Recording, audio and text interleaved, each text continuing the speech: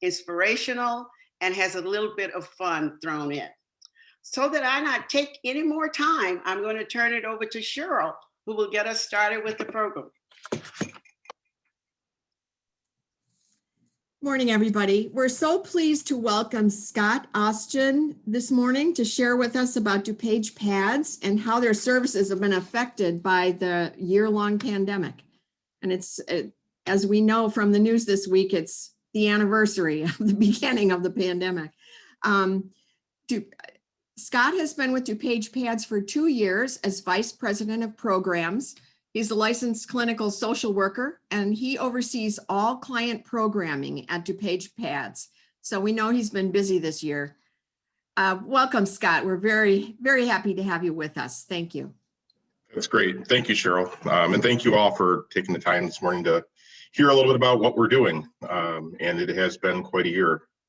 Actually, 1 year ago today was a day where I spent out sourcing out every thermometer I could get my hands on across a multi-county area, just so that we could start temperature checking and symptom checking our clients as they came in. And then we started that process 1 year ago tonight. And that didn't last very long because COVID was quickly evolving in terms of how we had to respond to it. And so we made some really dramatic changes this past year, which I'm going to share a little bit about. I'd like to go ahead and share my screen. I think that's okay, right, Joe? We're good? Okay, I'm going to do that. I don't have a very lengthy PowerPoint type of presentation, but a little visual so that people can follow what I'm talking about today. But as Cheryl said, I've been with the agency about 2 years. February of 2019, I started. And about a year into it, we had COVID come about. And so, you know, after a year of learning and working on some program development, we had to make some dramatic changes. So I'm going to talk about what those changes are. So first things first, what is DuPage pads all about? It's our mission, which is to end homelessness here in DuPage County. And that's been our mission for several years. And we know it is a audacious mission. And many people ask, is it even possible? And it's possible to a large degree. You'll never stop somebody from becoming homeless, but you can respond quickly and adequately to their needs so that people can become housed permanently and safely. What we do, and I've broken it down into our 3 core program strategies. Usually this presentation has like 17 slides of different programs, but they become overwhelming and kind of meshed together. So I decided to break it down into the kind of 3 core areas that our programs work in. One is housing. That includes what we call interim housing, which most people know as emergency shelter. For a long period of time, that existed in congregations across the county, where there'd be 3 congregations open every night with support groups coming in to provide volunteerism and staff to provide certain services. We also offer 4 different housing programs, and that's something that most people don't know about. And we have about as many people housed in programs under DuPage pads as we do in our shelter program. Housing Now is a privately funded through a generous donor to help people with move-in assistance, those that would be able to afford housing quickly, but due to the cost of security deposits, or often double security deposits and first month's rent, often can't. And so they stay in shelter for an extended period of time just to save up money to move out. Our Housing Now program can cover those initial costs and get people placed quickly. Rapid rehousing is a type of service that means what it says, rapid rehousing. Quickly getting people out from shelter to housing.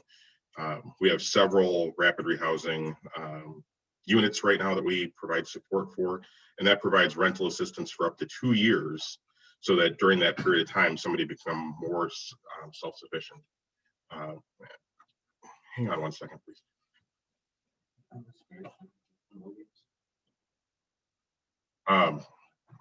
Sorry about that. And then we do permanent supportive housing, which is long-term financial assistance. Could be lifelong financial assistance coupled with case management support. And that's for our most vulnerable clients. We provide a variety of support services, case management being the core. All clients are connected to a case manager who works on a goal plan, very housing centered, but also addresses other needs such as entitlements and benefits and access to other resources. We have staff that provide what are called housing and health navigation services. We just heard somebody talking about moving and how that is, as many people have been through, that can be a big event and complicated to get through. And so our housing navigation staff act as realtors to our clients in a sense. They help clients find affordable units. They work with landlords. We sustain numerous landlord relationships through that process so that as landlords have openings, they come to us to offer up for us to be able to fill them. And then health navigation. If you've worked with the healthcare system, you understand that healthcare is complex, benefits are complex, and so we have staff that work with clients to make sure that they can access the same resources that you and I can. Street outreach.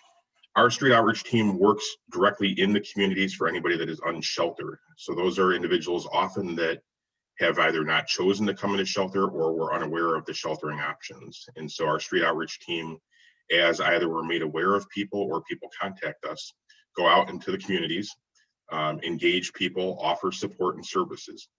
If somebody doesn't want to come into case management and into shelter, that's okay. Our street outreach team will continue to work with them in the community where the client wants to on the same types of things that they can otherwise get from us.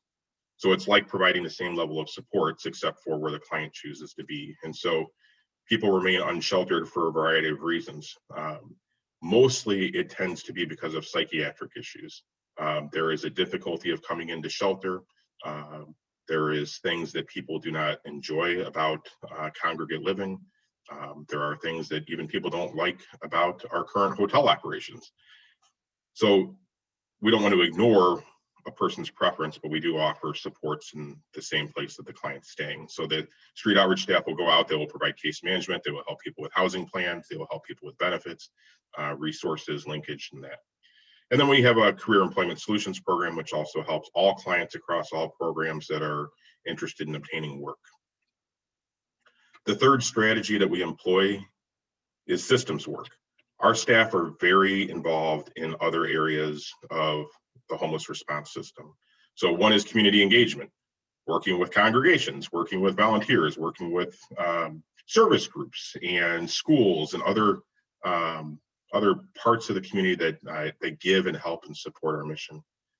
We're also a very active member of our local continuum of care. DuPage County Continuum of Care is a group of agencies that work together to end homelessness. Continuums of care are requirements by HUD. So part of it is to fulfill a requirement to be able to get funding towards all the various services that we provide. But it's also a way for all of us to share in the work so that we can strategize together and build better solutions. And that takes us to partnering agencies. We're connected to many social service agencies and entities across the community that can help us better serve the clients that we work with. And then we're also involved in advocacy and systems work. So things like being a part of several membership organizations that work on legislative action, that work on advocacy campaigns, that work on better systems design across the community. So those are the three key program strategies. What happened last March was really a leap of faith. So as I was mentioning, last March 13th, we started testing clients for symptoms. We didn't have COVID tests yet. And what we were running into was some clients were not sticking with us. We ran into volunteerism was dropping. We ran into host sites were no longer comfortable opening their doors. And so over the course of the week of March 16th, we started to see a significant drop off, and we were cobbling together as much as we could do that week to keep people in shelter. And it was still pretty cool back then. Again, that's like today where it feels nice. We're happy to see the springtime coming, but you hit the evening hours and it's really cold outside. So over the course of that week, we walked through several different strategies and ultimately decided that the safest and most humane thing to do was to try to hotel people. And so on Thursday, March 19th, I remember like it was yesterday, myself and a few of our team members spent about 16 hours working through various versions of plans until settling on a hotel plan. And at 6 a.m. that next morning, we were out in the shelter locations alerting clients to our new plan and how we were going to approach placement. So on the 20th, we started placing clients, starting with who were identified as the most vulnerable at that time, which if we go back to kind of how COVID was prioritizing services to people at that time, that meant older folks and people with serious health conditions. So those were the first in the hotels. That night, we still had shelter open though. So we had some in hotel, some in shelter. And then starting the next day, all shelters were closed and we continued to put people into hotels. During the first few months, it was a really big challenge because we were going from a existing model to a model that required extensive resources for hotel costs, food distribution, safety planning, PPE. And so we were stuck with not being able to admit new clients for a little while. And then as a large public support campaign happened and very generous donations, as well as government funding came through, we've been able to extend that. When I look back at it a year ago, we thought, okay, we'll do this for 2 or 3 weeks. All right, maybe 4, and then we started fundraising. We're like, okay, well, maybe 5 or 6, we could do it. We could really hold out for 6 weeks. What's that going to be like? And now we're going on a year. And we're not done with this yet, despite progress towards vaccination. So I'm going to move on to the next slide, which has a little bit more of the data piece. So 4 things to know. One is right now, although it's spread across 3 sites, we're basically a hotel operator. We have 3 hotels that we're utilizing with 115 rooms. And within those rooms, we're serving 210 people approximately every night. The good news is that people are leaving the housing, and that never stopped. Even when we were on a little bit of a standstill for admitting new clients, our housing navigation staff and our housing programs kept operating. So we were moving people out.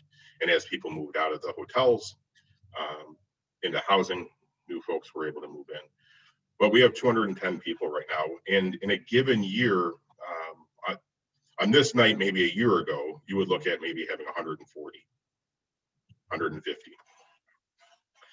What's really gone up is the number of kids. Early on, well, let me go back. On a typical night in shelter, we might have 5 to 10 children. Families notoriously are harder for us to work with because of our shelter model. So any chance a family member gets to stay the night anywhere else, they do. And so the staying piece was not very consistent. So people would stay with us for a few nights, they would get a paycheck, and then they would stay in a hotel for a couple of days, and then they'd come back to us when the money ran out. Now what we see is that people are staying with us much more regularly. Early on, the first several months of the pandemic, we had been decreasing the number of children. We had about 10, then we were down to 5. We thought we were going to be child-free. And then as we started opening up with new funding sources, the number of families that came forward in need was overwhelming. And so now we have 72 children that spent the night last night in one of our hotels. We are pretty much, not always, at our capacity every day. So our capacity allows for 115 rooms. We are not operating in any other shelters, but we have partnered with others, and that's really come to help the last, especially as the cold was going on a few weeks ago when it was extreme cold. We were able to place clients in other shelter locations, one in particular out of county, where we're still providing the support services. So the client comes through us, we help them get to the congregate shelter that has the opening, and then our staff actually go on site to that shelter and provide support services to the client. And right now there's 4 of them. So if somebody came forward today and asked, do you have openings in your hotel? The answer would probably be no, unless somebody's left in the last few hours. However, it doesn't mean that we don't have openings in our programs, because we can still support people getting to shelter. Number two, key stat for us is we've had no outbreaks. That was inevitable to happen in the other shelter model. When you have 40, 50, 60, and then if you get to the summer, sometimes 70, 80, 90 people in one shelter location, it's really hard to control for all the things that we've learned are essential. Social distance, wear your mask, and sanitize. By using the hotel model, we've had 0 outbreaks, and we've had 0 deaths. We have had a few positive cases. Our first cases are probably not surprising. We had 2 people that tested positive in the first couple months. One worked in a nursing home where there's an outbreak. And as we know, that's where a lot of the outbreaks started from. The other one worked in a grocery store.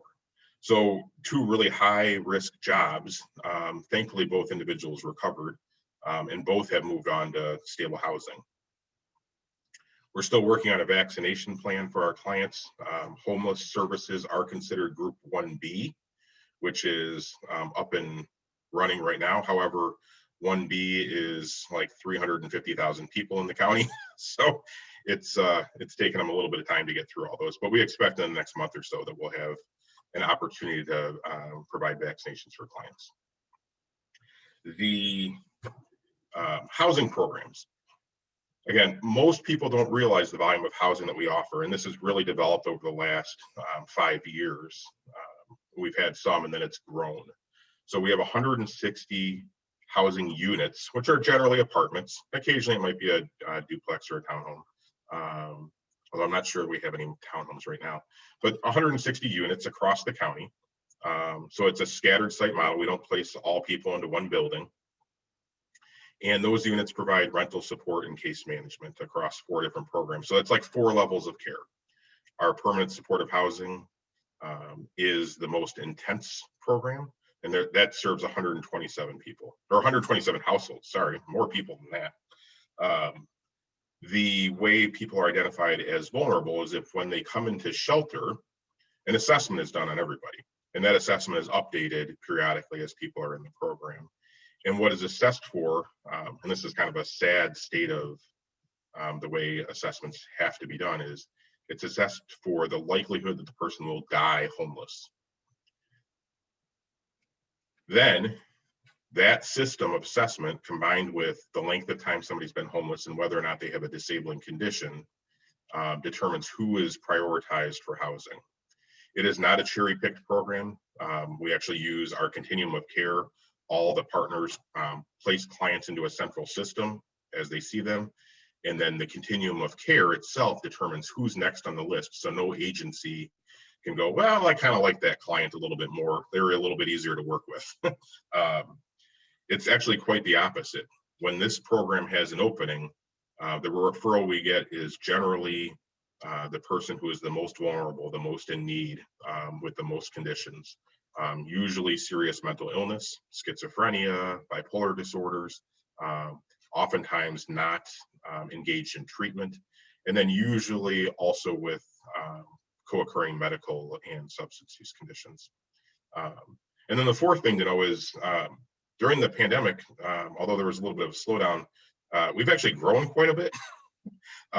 We have several new positions, we've added staff, we've expanded programs. Our rapid rehousing program launched in October, and it has capacity for 10 families. And we just put in a round of applications for 3 new programs, which we hope, fingers crossed, that we'll be able to get one or any of them in the near future. So those are applications that are pending through the HUD application process. And lastly, people ask, well, what ought we do about homelessness in our community? So there's a handful of things. One is volunteer. Obviously, you all know about the volunteer opportunities, and those have changed with COVID. Right now, volunteer opportunities are a little bit more limited. They tend to be centered around supporting our client service center, which if you've ever been to our downtown location, Usually looks like a day site for people that are experiencing homelessness, where we have groups and workshops and case management and lunch and showers. And now it looks like the back room of a grocery store, because we have to collect all kinds of food and supplies for clients, and it comes in waves, and we store it anywhere we can within the building so that we can then organize it and redistribute it to the clients at the hotels or in housing.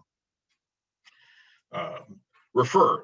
When people are looking for help, where do they go now? And sometimes they show up at churches, or people encounter them when they're out shopping or traveling about the community. Refer them to our triage location. So at 703 West Liberty in Wheaton, we're offering triage in person still. That's a place where clients can come in, be assessed, and have a plan developed for them. Triage is offered Monday through Friday from 8 a.m. till 8 p.m. We have staff there. Saturday, Sunday, and holidays from 8 to 4. People can also just call us, leave a message, and then staff will call back. They might get a live person, but the hotline tends to get a little busy sometimes. So leave a message for sure. Our donation list is updated routinely on our website. And right now it tends to be around shelf-stable food items. Engage. We really think it's important that the message get out that addressing homelessness is a key community issue. It's good for the communities to be involved. And so as you encounter folks, to talk about what you know about homelessness and what efforts are underway, and help spread the message that there's good work going on and more support could always be used. Advocate. There's always efforts underway to acquire resources within the communities and change rules that help support better opportunities for folks. One you'll hear about frequently is around affordable housing. What areas have enough affordable housing, what areas don't.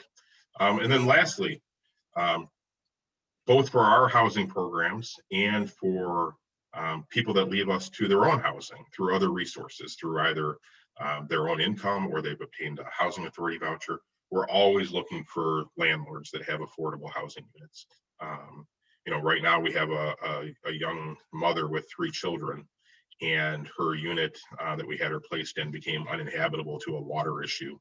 And so we have her in a hotel temporarily as we try to find a new landlord, because this is not a place she's going to be able to return to, with a 3-bedroom unit for her. So we're always looking for connections to landlords that can help us, because they're a key part of the system. And that's it. That's the updates. I certainly am willing and hopefully able to answer questions or comments about the work we're doing right now.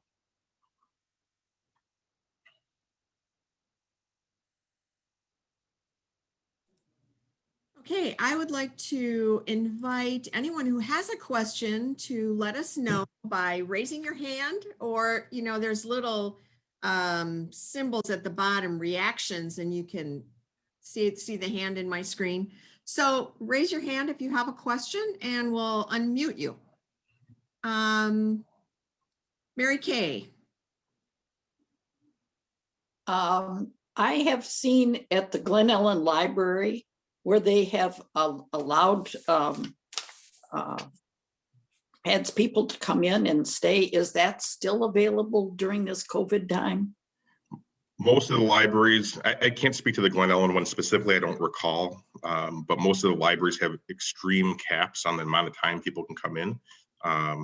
It's usually about an hour. Okay. And some require reservations. So we don't see a lot of clients taking advantage of that right now. Other warming centers though, and now it's going to change, of course, because the weather's getting better, but warming centers were open, and those usually have a little bit more flexible rules just for safety purposes. So libraries and park districts and things like that. I think Glen Ellen, in fact, library has a good policy toward homeless in the area. Yeah, we engage with them regularly, especially with having a few sites in Glen Ellen, and our street outreach team is actually the one that engages with the librarian and other staff there routinely. but I couldn't tell you what they're doing today because it's been Right. hard to. Sure. Our clients first of all, our clients aren't usually using it right now because they don't have to go anywhere else in the daytime, which is a big change. I mean, the hotels to provide a 24-hour option plus things like everyone has a shower, everyone has their own refrigerator, everyone can store their own stuff. It really makes their lives a lot easier, and they don't have to figure out which place will maybe tolerate, them for the day. Right. That's wonderful. Yeah. Another question? I had something. Okay. Scott, that was a great presentation. Thank you so much. Really appreciate it. Thank you. I just wanted to verify on your second slide under donate, it's DuPage, right? I think the T needs to be a G Oh, did I for the spell it wrong? website. Yeah, correct. DuPage. Okay. All right. And then I just wanted, I'm wondering, how do you overlap or how do you work with the Bridges community? So Bridge is a member also of the Continuum of Care. So they're involved. Their director of programs, Will, and I actually correspond pretty regularly about shared work. Bridge offers transitional housing. So we're not the only housing provider. Bridge offers transitional housing. Catholic Charities offers transitional housing and some permanent supportive housing. So our clients can certainly leave us to go to other agencies like Bridge. One of the things that's we're trying to work on with Bridge is that most of our families right now with all these children do not qualify for their programs. They're missing some key admissions requirement. Okay, so you kind of work together, but you're separate too. We're separate, but we share information, and we're trying to work on a strategy to address the fact that we have all these families, and they started historically to support families that were in the PAD system. But right now, families that we're serving just are not meeting their qualifications. I see. Thank So you. we're trying to figure out how to bridge that gap. No pun intended. Thank you, Scott. Sure. Is there another question? I have one. Oh, Sally, go ahead, Sally. You have to unmute. Unmute yourself, Sally. How do you handle the food situation? How do people get food? It's a great question. And it was a really hard thing early on because one of the great contributions from volunteers is the meals. I mean, the meals are amazing. Our clients often talk about how they never eaten so good in their lives. And so then we go to the hotels. So what we do is originally we collected all sorts of, again, like shelf stable food, microwavable items that didn't always have to be refrigerated, granola bars and oatmeals and drinks and things like that. And each week we would distribute 1 week's worth of food. And the health department was we've become very close with the health department this year, and they were kind enough to lend us 2 vans and 2 drivers to do this. And so every Friday, the health department drivers would show up, and we'd load up 2 large full-size vans with food and supplies, paper products and paper towels and masks and things like that. And we'd go to each hotel location and make a delivery. That's been able to slow down a little bit because right now one of the volunteer opportunities is hot meal delivery. And so that's posted on the volunteer portal, but the way that looks is that Tuesdays, Thursdays, I take that back. They're not hot meals currently. Tuesdays, Thursdays, and Saturdays, church groups and other volunteer groups are distributing meals directly to the hotels. We've become extremely fortunate that there is a meal program that is donating us hundreds of meals a week right now. And so when this started, the churches were going out to buy food and do the things similar to what was done before with a little bit more COVID practice. And right now we have pre-made meals that are being donated to us that we are renting a enormous refrigerator space at the Abington to store each week. And then church groups come there and organize everything and distribute it to our clients. But that's been really really big. So the clients are, I wouldn't say they're eating as well as they used to, but it's getting close. Plus, there was a period of time where clients' SNAP benefits, their food stamp assistance was, regardless of income, was maximized by the government. So if they used to get $68, but the maximum for their family size was 150, they got 150. And so other than early on when people had to stay at home and there was a lot of things closed down, our clients are going out for sure and getting food. There's a question in the chat. Can you name some of the organizations that you coordinate with? The question refers specifically to mentally ill services for people with mental illness, like NAMI DuPage. Yeah, I actually wish we were closer with NAMI. I think we could do more with them. We do work closely with the health department. Thresholds provide some mental health services in certain pockets of the county. Haas and Serenity House for addiction services, although we'll refer clients out of the area if there's a program that they need, and we'll help them get there. Northwestern Medicine's behavioral health unit, actually had a meeting with on Thursday about some of the work that they do that our clients can access. It is challenging.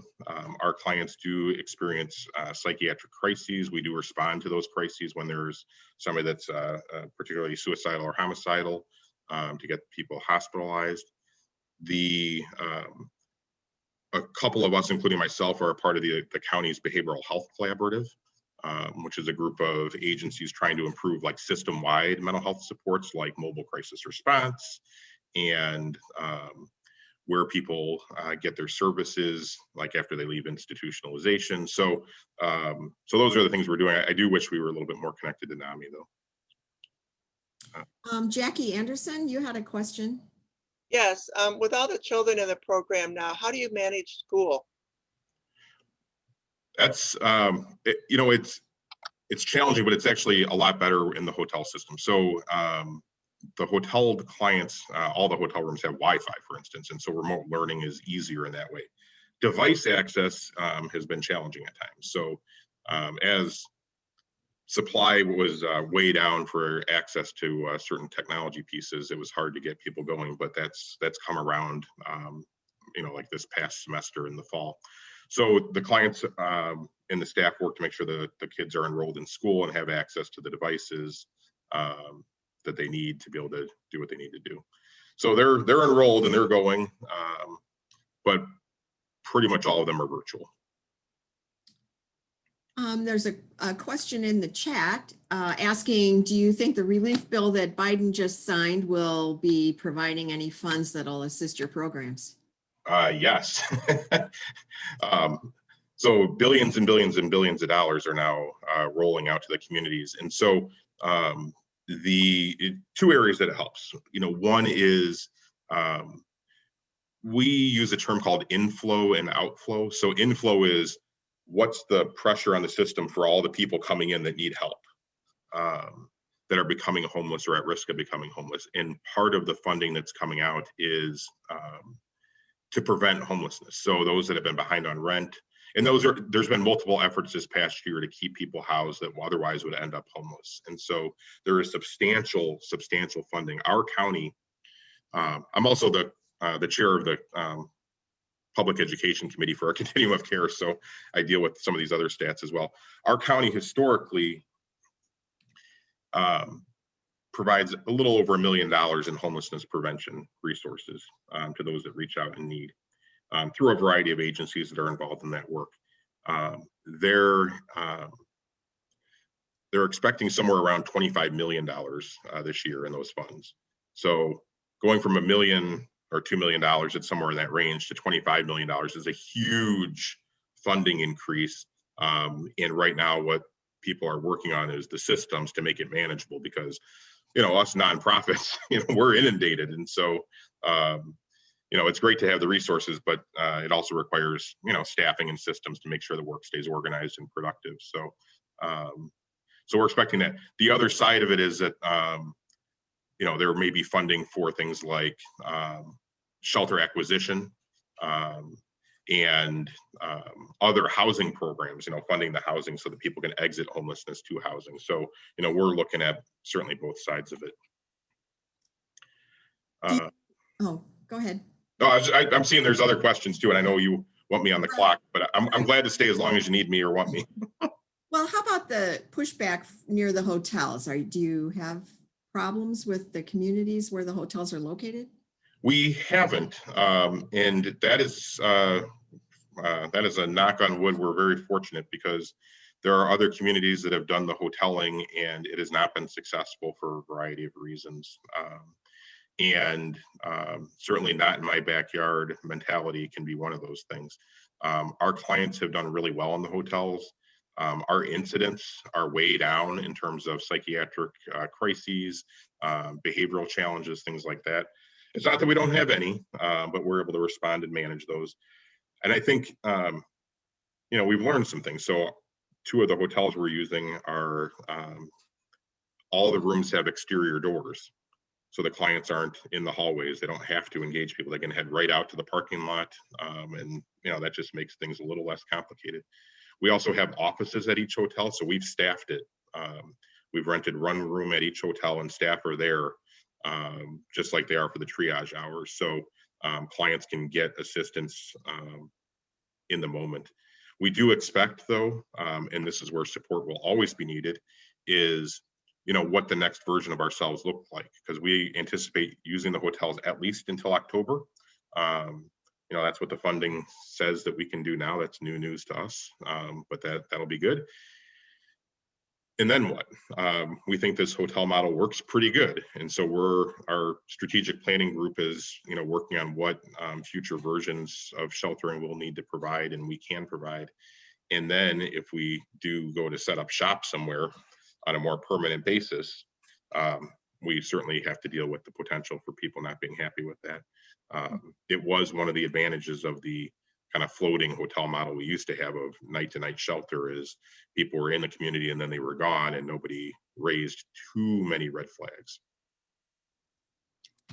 Well, I want to thank you very much. I don't see anybody else with their hand raised, and I think we just have really appreciated all this information. Joe, you? Nancy has a question. Okay. Nancy, go ahead.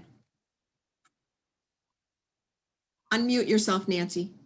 Okay, because it was done by you guys, I couldn't find the unmute. Are you the contact to work collaboratively with other nonprofits? Or is there you are?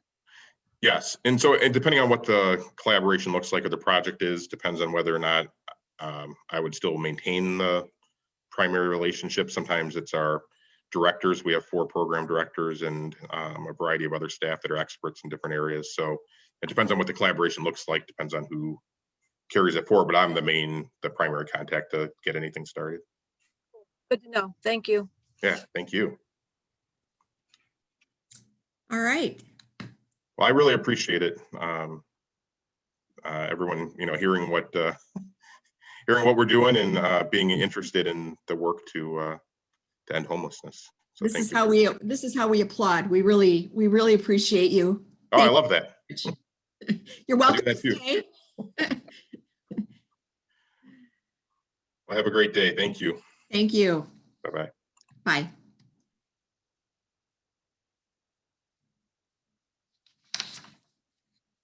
Okay, turning it over to Barb Doppelt now. You should be able to unmute yourself, Barb.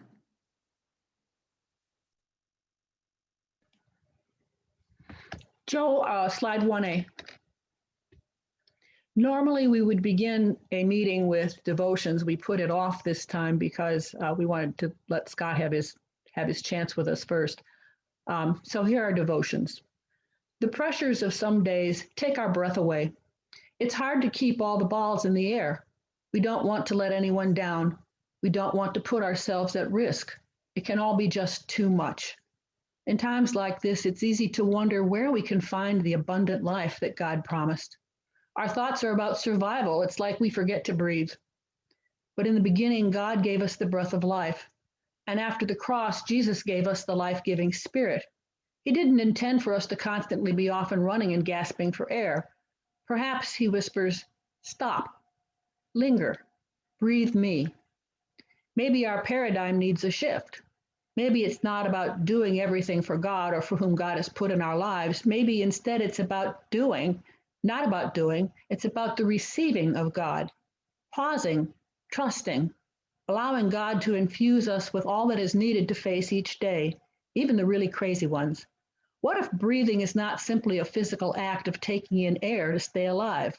What if breathing is a spiritual act of taking in the breath of empowering grace? Slide 1B. Let's think about breathing. Deep breathing, really deep rhythmic breathing, thoughtful breathing can relieve stress and help you relax. And it also has the benefit of being able to be done anywhere you are, like lying in bed in the middle of the night or while you're waiting in the dentist's office. So get comfortable. Put one hand on your abdomen and one on your upper chest. So deep breathing, you want to fill your abdomen, and sometimes people call this belly breathing. You want your belly, your abdomen to expand with the breath. You want to breathe in slowly and deeply so that you feel more movement on the hand that's on your abdomen than you do on your chest. So breathe in slowly through your nose, count to 6 maybe as you do that. Hold it to a count of about 3 or 4, and then breathe out slowly through your nose. Count to 8. Your out breath should be more than your intake. Did you feel your hand move on your belly? Let's try it again. Feel it way down in your abdomen. Breathe in slowly to a count of 6. Hold it, and breathe out slowly. Let it all out to a count of 8. Be conscious of the flow of air and be conscious of the rise and fall of your belly, of your abdomen. If you need to do this kind of breathing, just keep continuing doing it until you feel relaxed. I tried it last night and I fell asleep. Next slide, Joe. The spiritual practice that goes with this is the breath prayer. And this doesn't necessarily mean deep breathing, it's just normal breathing. So as we're instructed to pray without ceasing, this is a type of prayer that you can do whenever and wherever you think to do it. Find a sentence that is meaningful to you, one that is easily broken into 2 parts. As you inhale, pray the first part of the prayer. And as you exhale, pray the second. So for instance, inhale, Lord Jesus Christ. Exhale, be present now. There are some examples on the screen. You can also add prayers for a particular person. Inhale, most merciful God. Exhale, bring healing to your loved one. Some people prefer to think that they're breathing in like a bright light and breathing out darkness, sadness, fear, the messy stuff. You're breathing in peace and breathing out discord, like you're expelling it from your body. Breathe in something better, breathe in something new, breathe out the old. However you do it, you can pray this way throughout your day. And with practice, it can become as natural as breathing. Screen D. Please pray with me either aloud or in your heart. Creator God, by your Spirit and your Son, Jesus Christ, help us breathe in and out today. In our breathing, we receive your empowering grace and your peace. Amen.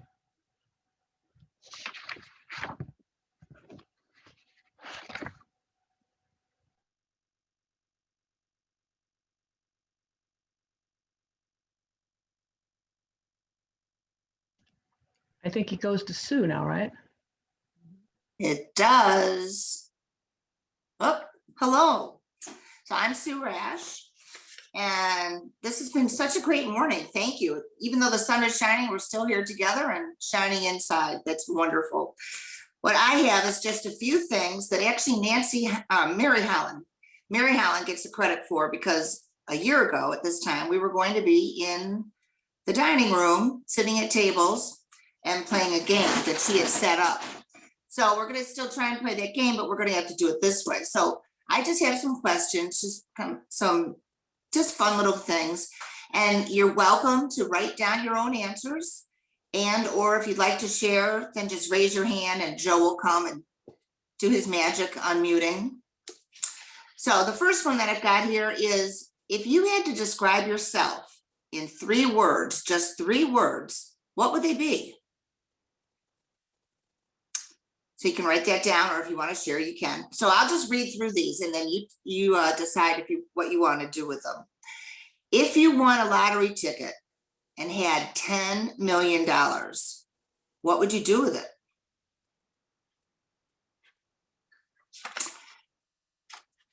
If you could have an endless supply of any food at all, with no negative effects, what would you get? And there's two more. Growing up, what were your favorite toys to play with as a child? The last one here is, if you could transport yourself anywhere instantly, where would you go and why? So some of these tie in with the times. Some of them tend to tie in with our PADS presentation and make us think about things that we have and things that other people may not have, things that everybody wants to have. But how would you handle these things? Does anybody have any input on that?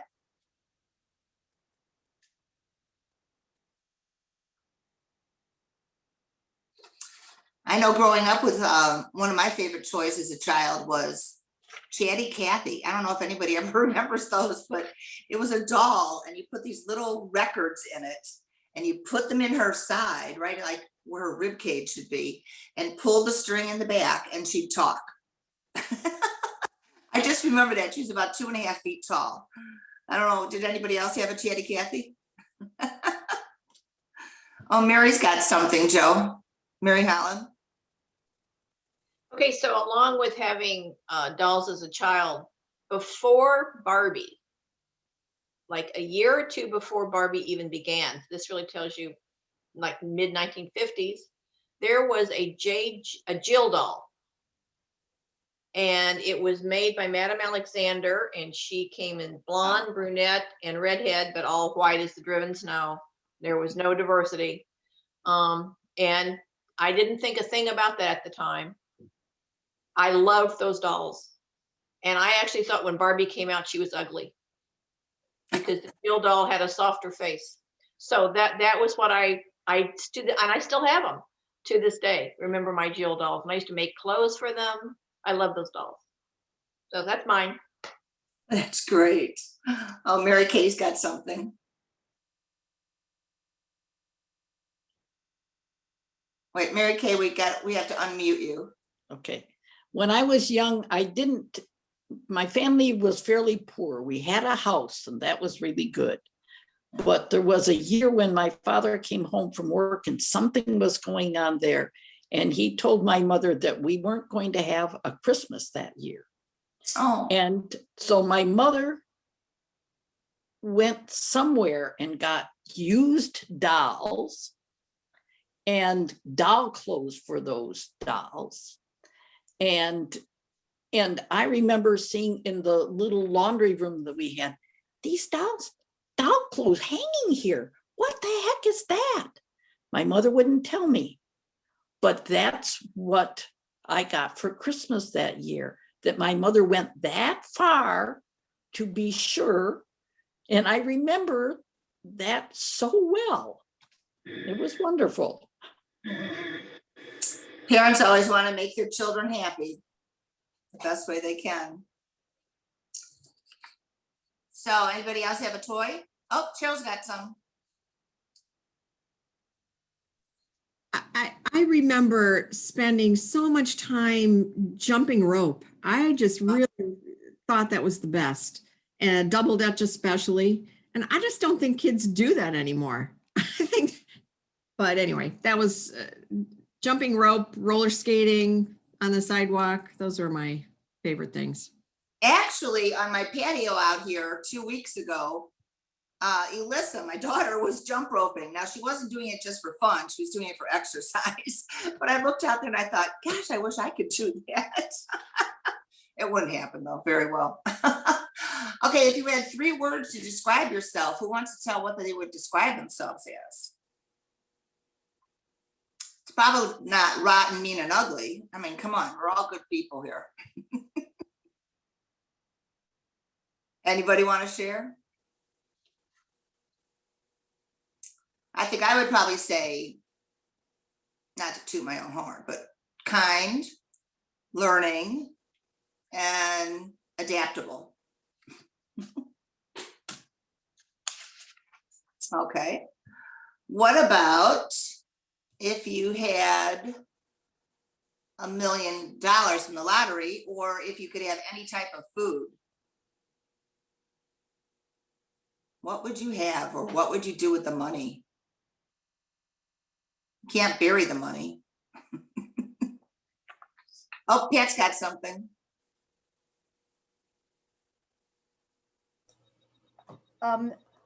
Well, first of all, I would make sure that my family was well taken care of. That would be the first thing. And then I have so many favorite charities that I would want to make sure that they each got something. That would be my wish. That's it. Oh, Lisa says that she'd quit her job and buy everybody a beach house. We're getting the money to Lisa. That's awesome. Anybody else? Food or money, or if you could transport yourself anywhere instantly? Like, what was that? Star Trek? Wasn't that Beam Me Up, Scotty? If you could transport yourself anywhere instantly, where would you go and why? I'd try and get away from the virus, right? Nancy's got something. I would need to be able to come back though. I would beam myself up to a particular spot in Bukavu, Congo. Wow. I have exactly the place, and I would hope to see some of the same people, although that's completely unlikely. But that's where I would go, just for a visit and some hugs, and then I would want to come home. So you've been there before? Yeah. Nice. And Juanita's got something.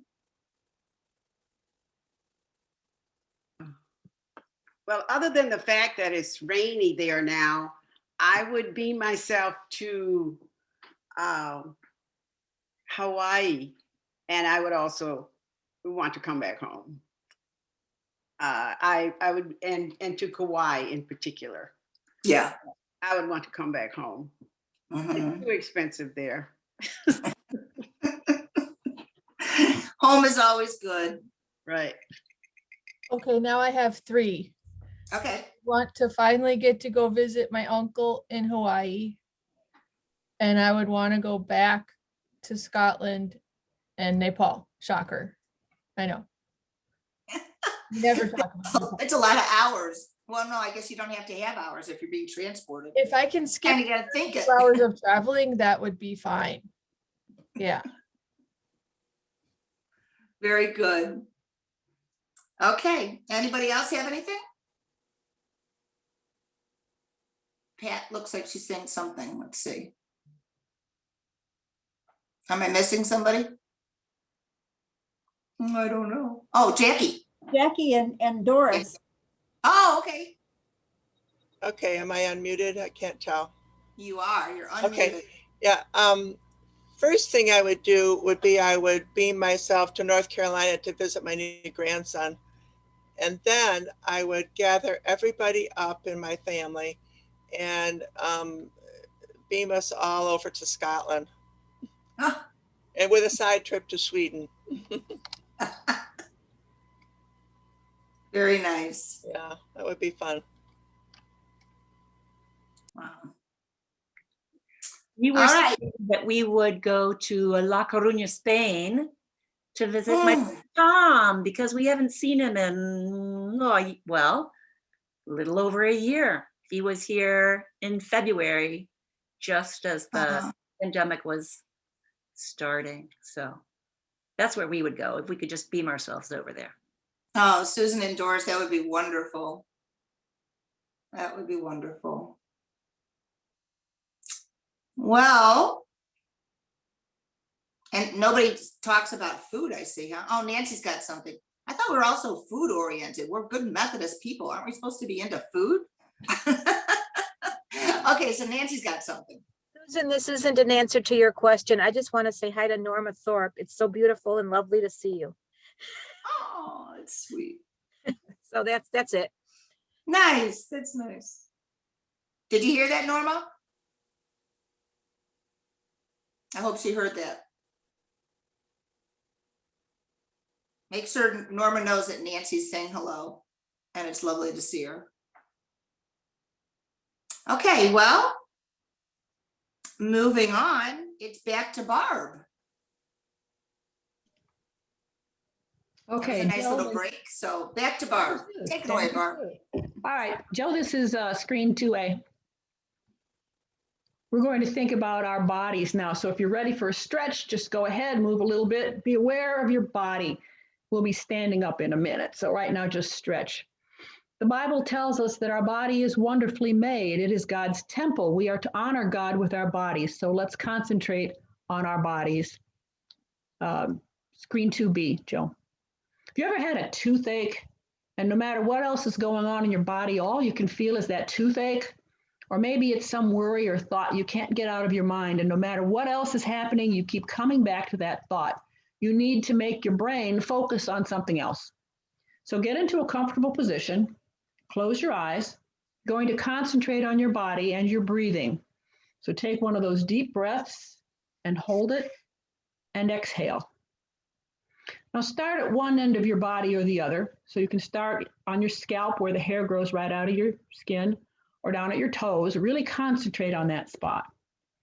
Does that part of your body feel pleasant, unpleasant, or neutral? We're not going to say good or bad. We're not going to say positive, negative, because those are polarizing terms and they have like a value judgment. So just pleasant, unpleasant, neutral.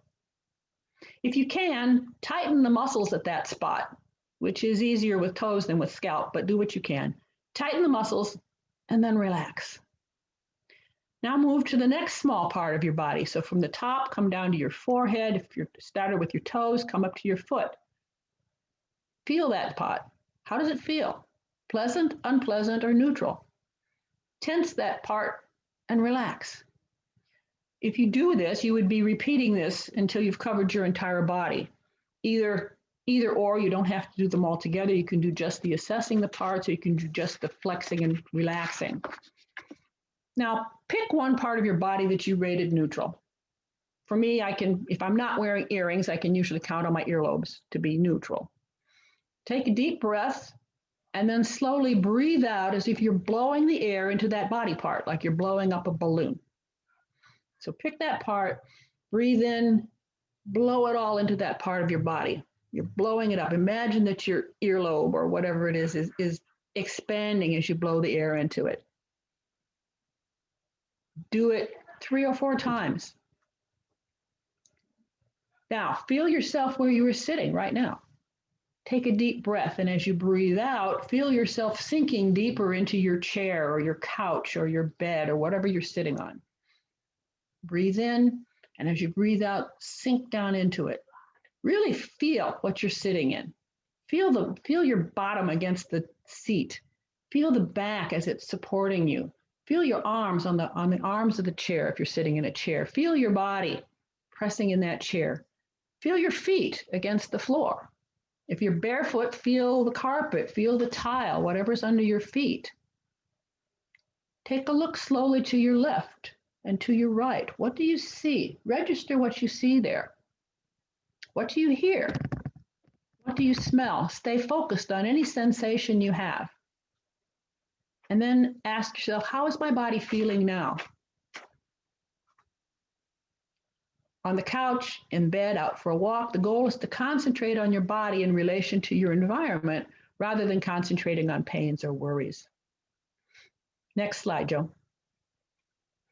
The prayer that goes with this is a body prayer. So stand up if you are able. You're going to physically express your spiritual dimension. So as you stand, if you learned how to pray when as a child with your hands, palms pressed together, put your hands in that position right now, about chest high with your fingers right about at your nose level. You're going to bow to God or to Jesus, whoever you pray to recognize the presence of their majesty and address God or Jesus in a term that feels right to you. So as you bow, address Father, Mother, Precious Lord, Redeemer, whatever word you would use for God or Jesus. Then stand upright again and slowly stretch your arms in front of you and hold your hands out like you're cupping something, like you have a bowl in your hand. You're going to be receiving something. What is it that you're going to receive? What do you need to receive from God at this moment? God, please give me patience today. God, I need comfort. Lord, please, I want medical tests to come back today. I want to know that my loved one arrives safely at the destination. Now move your arms out to the side, stretching your arms out as if you're prepared to receive an embrace. Remember hugs? We used to do that. So you have your arms out in embrace. You're going to accept an embrace from God or from Jesus. Savor that embrace.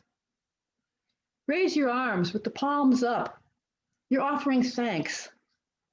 And then turn your palms outward like a blessing, like a benediction. May you be able to share that gift that you ask for and receive. May you be able to share the presence of God or Jesus. And slowly bring your hands back down and return them to the original prayer for position and say, Amen. You can add any motion to this that feels good to you, some kneeling maybe, or sweeping your arms to the side to include the whole wider world. And you can repeat this prayer as many times that it still feels good to you. Joe, screen 2D, please pray with me, aloud or in your heart. Loving God, you made us and we are yours. Allow us to rest our minds and bodies and to allow your peace to fill us, calm us, and govern our hearts. Amen.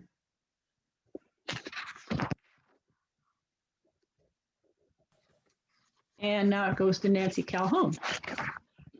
Hi, I am Nancy Calhoun. I'm the treasurer for our United Methodist Women Unit. So I guess I'm your public service announcement time.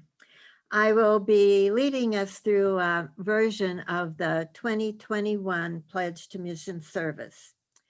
This service is a time to reflect on how God is calling each of us to make a pledge to financially support the work of United Methodist Women. We are each called to be in mission for women, children, and youth.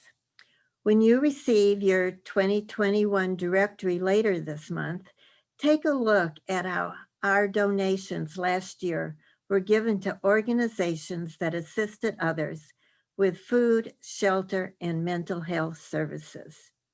As it says in Matthew 25, verses 34 and 36, I was hungry and you gave me food to eat. I was thirsty and you gave me a drink. I was a stranger and you welcomed me. I was naked and you gave me clothes to wear. I was sick and you took care of me. I was in prison and you visited me. With that scripture to guide us, we gather. The UMW theme this year is knitting together for God's good work. I felt joy when I saw this theme. I started knitting several years ago. I enjoy it. I like the challenge in new patterns. I like the colors of yarns. I like the different textures. What I didn't expect to appreciate was that each yarn has its own story to tell. Where is it from? How is it processed? Who spins it? Who benefits from the sale? I see these yarn stories as connections to people, mostly women from around the globe. We can be knitted together for God's good work. An example is in Bolivia. The Response magazine this year, the March-April issue, and it's available on a table in the church library, has an article titled Knitting a Better Future. It tells the story of how United Methodist Women support the Methodist Women's Federation in Bolivia. 20 years ago, this Bolivian organization started workshops to teach sewing and knitting skills. They have been successful and the workshops continue. In 2019, and hopefully this was before the pandemic, the author of this article visited a church in La Paz, Bolivia. She saw graduates of these workshops, now skilled and experienced women, gather to spin sheep and alpaca wool into yarn and knit that yarn into items to sell. We are connected to these women through our UMW. Our pledge to mission dollars combine or knit together with other UMW monies to support missions. We are knitted together for God's good work. Our commitment pledge this morning is in the form of an embodiment prayer. This follows Barb's program that she's doing so well here. It consists of 4 lines.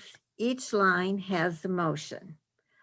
Follow me as you are able as I demonstrate the motions, and will remain seated. It's first line, God of good gifts. Lift both hands straight up. So God of good, back to the heart level, gifts, and reach out like you're giving a gift. So it's God of good gifts. Sometimes we hold too tight. That's our fist clenching. Remind us to open our hands. So it's remind us, fingers on the temple, reach your hands outward and up. And then it's we release, cup a hand over the heart, and with the other hand, do like a spreading motion of good gifts. So now as I say the words, do the motions with me. I'll repeat it a couple times. Let us pray. God of good gifts, sometimes we hold too tight. Remind us to open our hands. We release, we release, we release.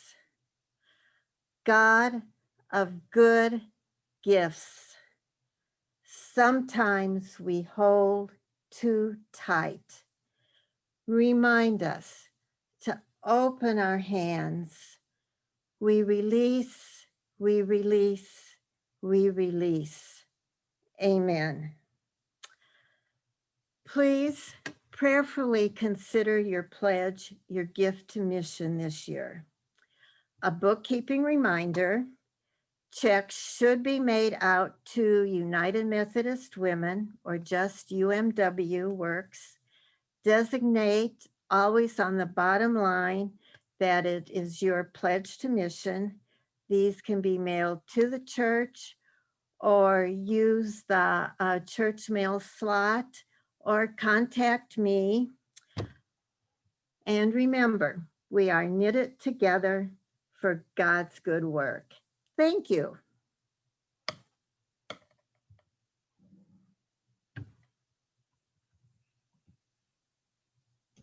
Back to Barb.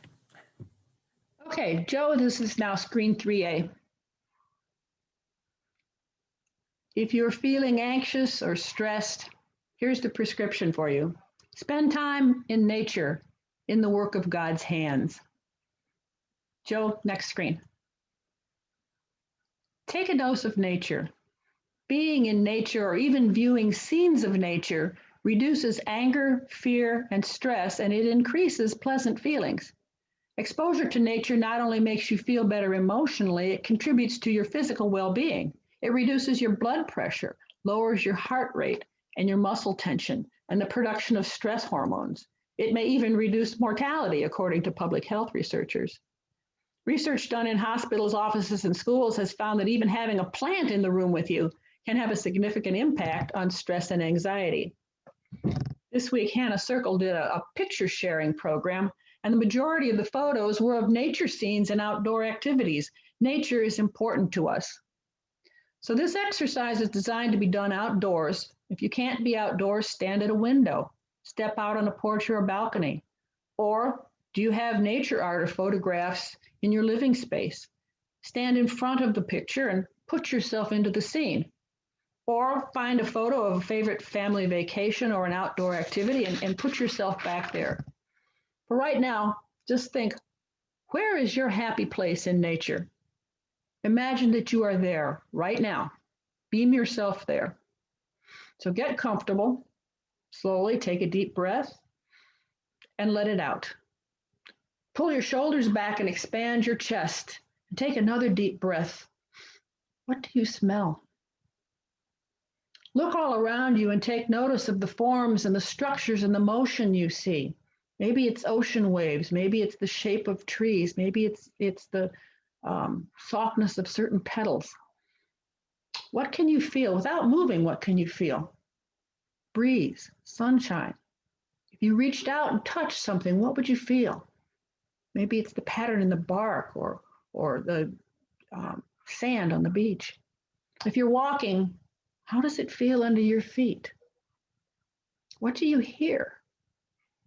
Imagine that your heart is opening, your chest is back, and you've opened up your heart, and you're opening your heart to the beauty around you.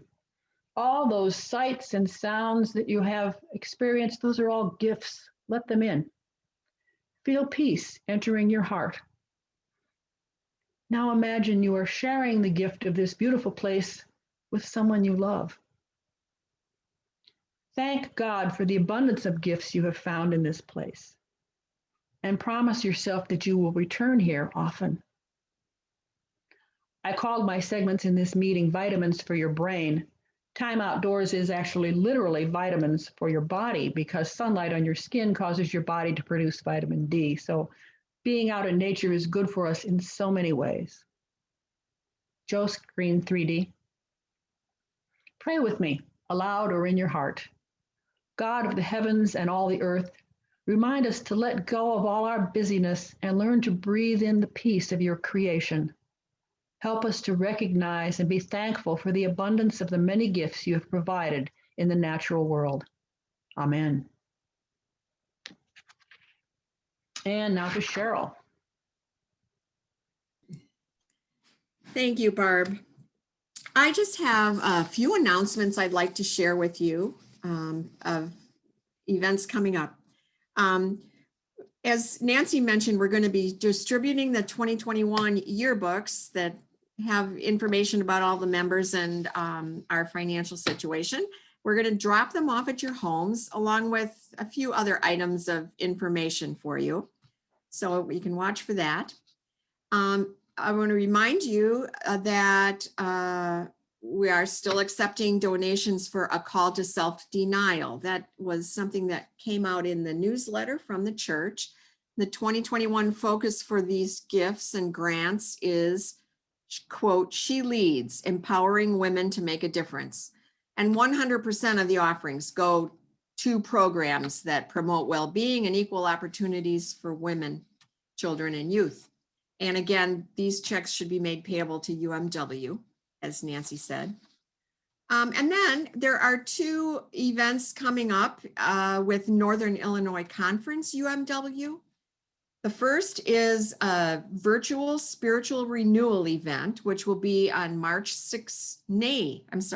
16th. Several of us attended last year's virtual event, which was in the summer, and it was excellent. So I think they've been doing a good job of these virtual events. So we'll be giving you more information. And also Mission U this summer will, I believe, take place on Zoom. And again, about 5 or 6 of us attended Mission U last summer on Zoom. It was wonderful. So that'll be July 23rd and 24th, and we'll just watch for details coming up. And finally, our UMW book group is meeting tomorrow on Zoom at 12:30 to discuss the book, We Are All Fast Food Workers Now. It's a very interesting book. Even if you haven't read it, you're welcome to join us. And if you would like to join us, Juanita can send you the link, or I can. So just let us know that you'd like to join. And that's it. So now I think it's back to Barb for our closing. This has been a good morning. I thank everybody for all their contributions and for being here. Joe, screen 4A. You've probably heard that meditation is good for stress relief, the same for prayer. And there are many sources of information about meditation and prayer, like books and online sites that will help you if you want to dig deeper into those practices. But if you, like me, find that your mind wanders when you try to meditate or pray, here's some good news. Scientists have found that brain scans of people who are deep in meditation look exactly the same as the scans of people who are intent on coloring in adult coloring books. They are so intent on the details that they lose all track of time. So by extension, psychologists recommend that any activity in which you become so engaged that you lose time is good for you. Next slide, Joe. So what is something that you love to do that causes you to lose yourself completely in it? You can post something in chat if you'd like, or here are some ideas.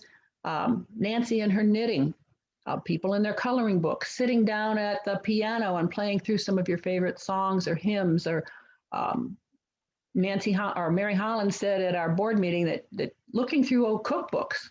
She was looking through old cookbooks from the church, and as she looked, she saw the names of the people who submitted the recipes, and it reminded her of those people. I see sorting seeds. I know who put that there. Cross-stitching. For me, in the depths of winter in January, in my mail, I get gardening and seed catalogs.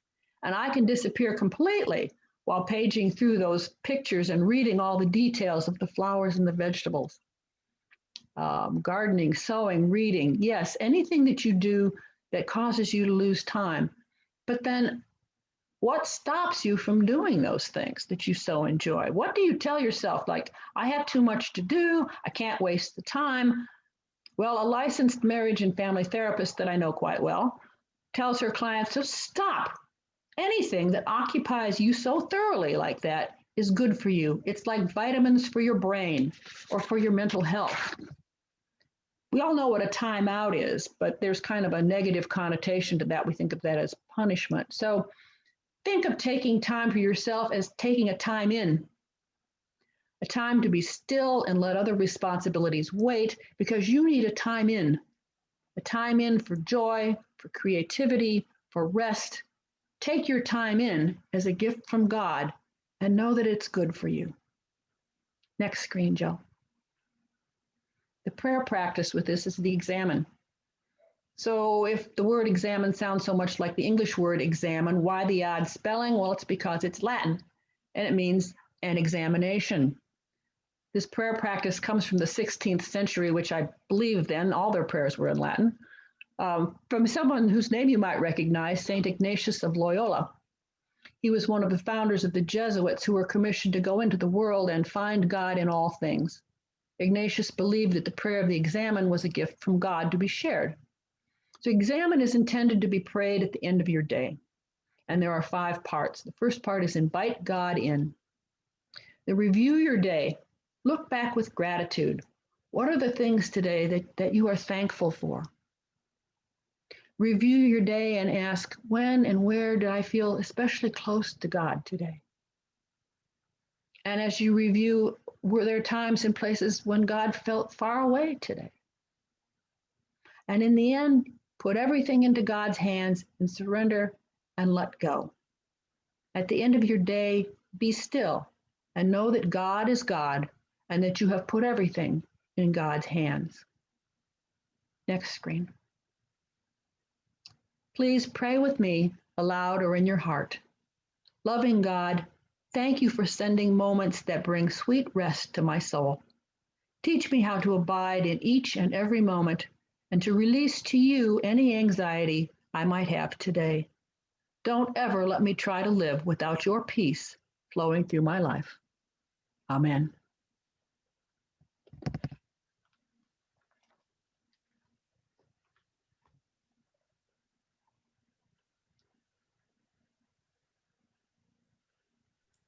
So does somebody end this meeting? Juanita, do you have a final word for us? Maybe we could unmute everybody.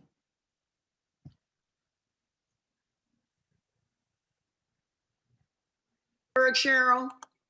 What? Are you going to do a final word?